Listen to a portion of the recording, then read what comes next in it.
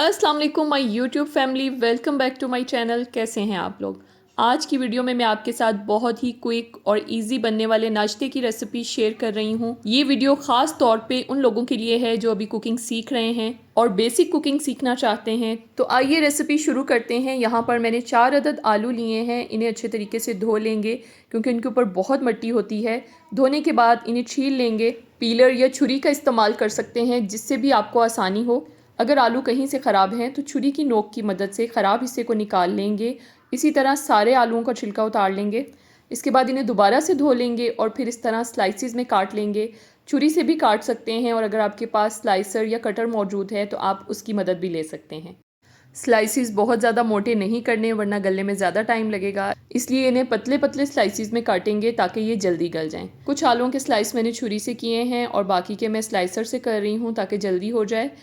ये देखें, आलूओं को इतने पतले स्लाइसिस में काटना है ताकि ये आसानी से गल जाएं। इसके बाद एक पैन या पतीली में ऑयल लेंगे। यहाँ पर मैं 1/3 कप ऑयल ले रही हूँ, ज़्यादा ऑयल की ज़रूरत नहीं है। ऑयल को मीडियम फ्लेम पे गरम कर लेंगे और उसमें 1 टीस्पून ज़ीरा डालेंगे। थोड़ा सा इसको भून लेंगे ताकि इसकी खुशबू आने लगे। इसमें सारा टेस्ट ही ज़ीरे का आना है, हमने इसमें कोई ज़्यादा स्पाइसेस शामिल नहीं करने। अब इसमें आलूओं के स्लाइसेस शामिल कर देंगे और थोड़ा सा इसको मज़ीद भूनेंगे मीडियम फ्लेम पे। इसके बाद इसमें 1 टीस्पून नमक डाल देंगे। अच्छे तरीके से इसको मिक्स कर लेंगे और जो आलू जुड़े हुए हैं चम्मच की मदद से उन्हें अलहदा कर लेंगे ताकि सारे स्लाइसिस को बराबर हीट लगे और ये अंदर से कच्चे ना रहें, गल जाएं। बस अब इसमें और कुछ भी नहीं डलेगा। अब हम इसको अच्छे तरीके से मिक्स करने के बाद फ्लेम लो कर देंगे और इसे दम पे रख देंगे। 5 मिनट बाद ढक्कन हटा के एक दफ़ा चम्मच चला देंगे ताकि आलू नीचे नहीं लगें।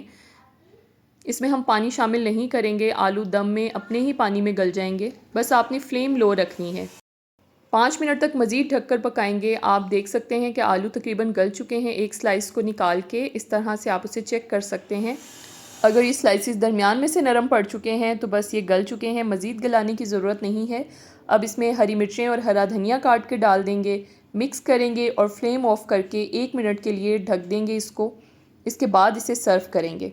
ये ज़ीरा आलू बहुत कम मसालों के साथ बनते हैं और पराठे के साथ तो बहुत ही मज़े के लगते हैं। इंस्टाग्राम पर आप लोगों ने बहुत ज़्यादा रिक्वेस्ट की है कि पराठा बनाने का तरीका शेयर करें, तो जो लोग अभी कुकिंग सीख रहे हैं उनके लिए पराठा बनाने का ये आसान सा मेथड शेयर कर रही हूँ। आटे का पेड़ा बना लेना है, उस पर खुशका डाल के उसको बेल लेना है। यहाँ पर मैंने 1 टीस्पून घी लिया है, उसको अच्छे तरीके से इस पर फैला लेंगे। ऑयल से इतने अच्छे पराठे नहीं बनते, घी से ज़्यादा अच्छे पराठे बनते हैं, उसकी अच्छी लेयर्स आती हैं। फिर उसके बाद इसको इस तरह से फोल्ड कर लेना है। थोड़ा सा हाथ की मदद से इसको दबाते हुए इस तरह से लंबाई में खींचते हुए इसको रोल करेंगे।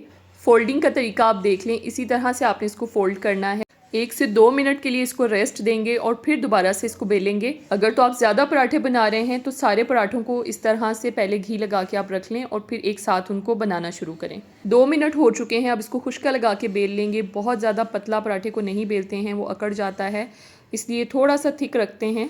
तवे को मैंने प्री हीट कर लिया था, मैं यहाँ नॉन स्टिक तवे का इस्तेमाल कर रही हूँ। आपके पास अगर आयरन का तवा है तो आप उसका यूज़ करें। नॉन स्टिक पे ज़रा ऑयल कम लगता है, इसलिए मुझे ये पसंद है।